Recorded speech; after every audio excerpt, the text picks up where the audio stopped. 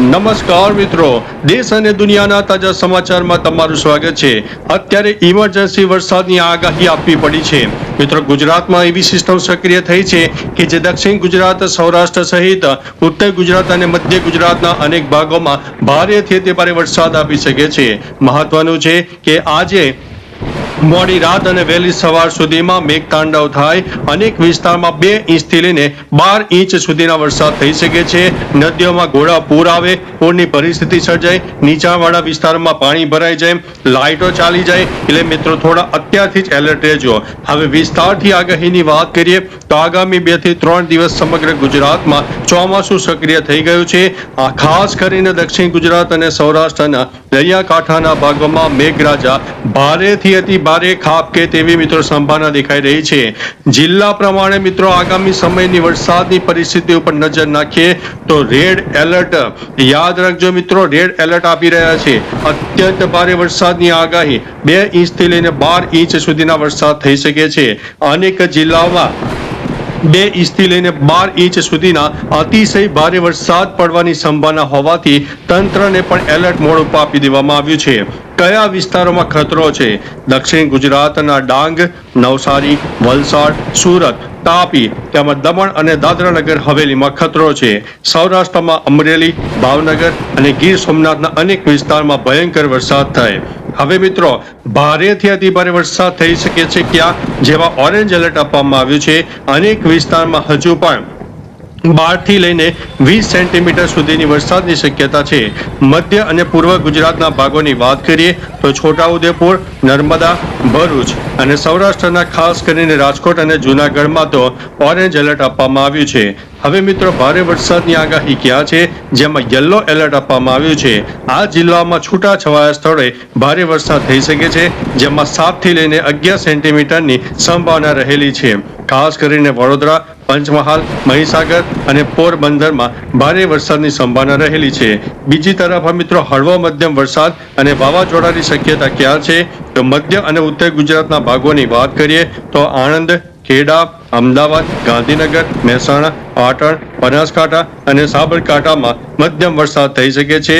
અનેક જિલ્લામાં 40 થી 50 કિલોમીટર પ્રતિ કલાકની ઝડપે પવન ફૂંકાય, ગાજવીજ સાથે હળવો મધ્યમ વરસાદ થઈ શકે છે। મિત્રો, ખાસ કરીને ભારે વરસાદને કારણે નીચાણવાળા વિસ્તારોમાં પાણી ભરાવાની તેમાં નદીઓ અને નાળાઓમાં પૂરની પરિસ્થિતિ સર્જાઈ શકે છે। માછીમારોને દરિયો ન ખેડવા માટે અને નાગરિકોને બિનજરૂરી બહાર ન નીકળવા માટે તંત્ર દ્વારા મિત્રો અત્યારથી જ એલર્ટ મોડ ઉપર આપી દેવામાં આવ્યું છે। મહત્વનું છે કે આગામી દિવસોની પણ વાત કરી દઈએ કે બંગાળની ખાડીમાં સર્જાયેલા લો પ્રેશર અને સક્રિય ઓફ શોર ટ્રફને કારણે આગામી અઠવાડિયું એટલે કે 6 જુલાઈથી 12 જુલાઈ 2026 દરમિયાન સમગ્ર ગુજરાતમાં ચોમાસું જોરદાર પ્રવૃત્તિઓ કરશે। શરૂઆતના 3 થી 4 દિવસ અતિભારે વરસાદની ચેતવણી છે, જ્યારે અઠવાડિયાના અંતમાં વરસાદનું જોર થોડું ઘટશે, પરંતુ હળવો મધ્યમ વરસાદ ચાલુ રહેશે। હવે અઠવાડિયાના પ્રમાણે ઝોન પ્રમાણે તમને વરસાદની પરિસ્થિતિ જણાવીએ। અઠવાડિયાનો શરૂઆતી ભાગ એટલે કે 6 થી 9 જુલાઈમાં ભારેથી અતિ ભારે વરસાદની આફત છે। આ દિવસો દરમિયાન દક્ષિણ ગુજરાત અને સૌરાષ્ટ્રના ભાગો માટે તંત્ર દ્વારા રેડ અને ઓરેન્જ એલર્ટ આપવામાં આવ્યું છે। દક્ષિણ ગુજરાતના ભાગોમાં ખાસ કરીને ડાંગ, નવસારી, વલસાડ, સુરત, તાપી અને ભરૂચમાં આગામી 72 કલાકમાં અત્યંત ભારે વરસાદ પડવાની સંભાવના છે। જ્યારે સૌરાષ્ટ્ર અને દીવની વાત કરીએ તો ભાવનગર, અમરેલી, ગીર સોમનાથ, જૂનાગઢ અને રાજકોટ જિલ્લામાં પૂર જેવી પરિસ્થિતિ સર્જાઈ શકે એવો ભારે વરસાદ પડી શકે છે। મધ્ય અને ઉત્તર ગુજરાતની વાત કરીએ તો આણંદ, ખેડા, અમદાવાદ, ગાંધીનગર તેમજ પંચમહાલ અને વડોદરા પંથકમાં પણ 40 થી 50 કિલોમીટર પ્રતિ કલાકની ઝડપે પવન ફૂંકાવાની શક્યતા, થંડરસ્ટોર્મ એક્ટિવિટી થાય, વીજળી પડવાના પણ ચાન્સીસ વધી શકે છે। એટલે મિત્રો થોડા સાવચેત રહેજો, એલર્ટ રહેજો। ત્યારબાદ મિત્રો અઠવાડિયાનો અંતિમ ભાગ જેમાં 10 થી 12 જુલાઈ આપણે ગણીએ, જેમાં વરસાદમાં થોડી રાહત મળશે। હવામાન વિભાગના નકશા મુજબ તો 10 જુલાઈ પછી વરસાદની તીવ્રતામાં ઘટાડો થશે। જો કે ગુજરાતના મોટાભાગના વિસ્તારોમાં વાદળછાયું વાતાવરણ તો રહેશે અને છૂટાછવાયા સ્થળે હળવાથી મધ્યમ વરસાદી ઝાપટા ચાલુ રહેશે। પશ્ચિમ અને દક્ષિણ દરિયાકાંઠા વિસ્તારોમાં હજુ પણ ભેજવાળા પવનો ફૂંકાશે। માછીમારો માટે મિત્રો ખાસ ચેતવણી છે. દરિયામાં તેજ પવન અને ઊંચા મોજા ઉછળવાની શક્યતા હોવાથી આગામી 5 દિવસ સુધી માછીમારોને દરિયો ન ખેડવાની કડક સૂચના આપવામાં આવી છે.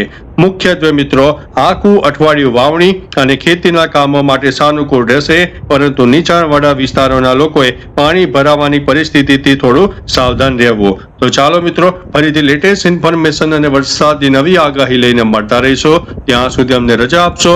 નમસ્તે.